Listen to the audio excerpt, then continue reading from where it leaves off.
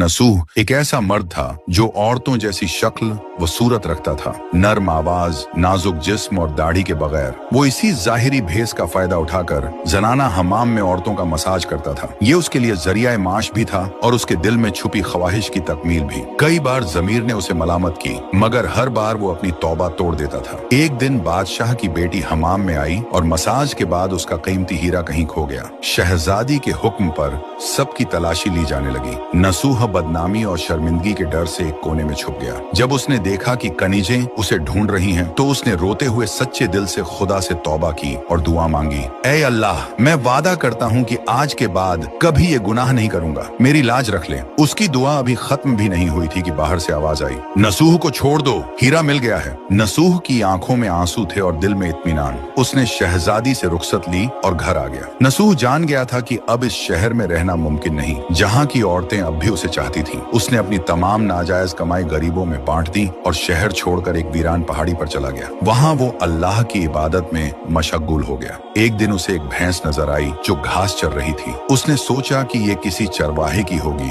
और जब तक उसका मालिक न आए वो इसकी देखभाल करेगा। कुछ दिन बाद एक तिजारती काफिला रास्ता भूलकर वहाँ पहुंचा। प्यास की शिद्दत से निढाल ताजिरों को नसूह ने अपनी भैंस का दूध पिलाया और सबको सैराब कर दिया। नसूह के अच्छे अखलाकन से मुतासिर होकर ताजिरों ने जाते हुए उसे बहुत सारा माल बतौर तोहफा दिया। नसूह ने इन पैसों से वहाँ एक कुआं खुदवा दिया। आहिस्ता आहिस्ता उस कुएं के इर्द गिर्द लोग बसने लगे और इमारतें बनने लगी।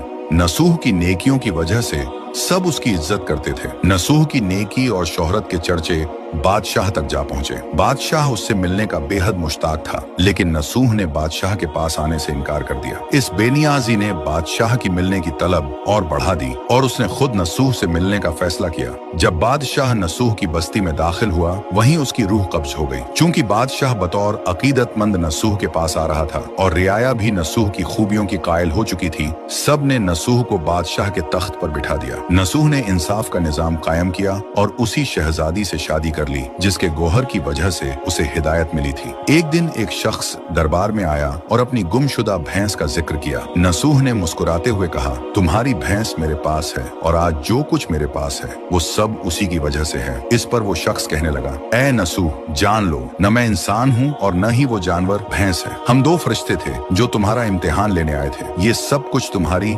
सच्ची तौबा का नतीजा है। ये कहकर वो दोनों फरिश्ते नजरों से गायब हो गए। इसी वजह से सच्चे दिल से की गई तौबा को तौबा नसूह कहते हैं।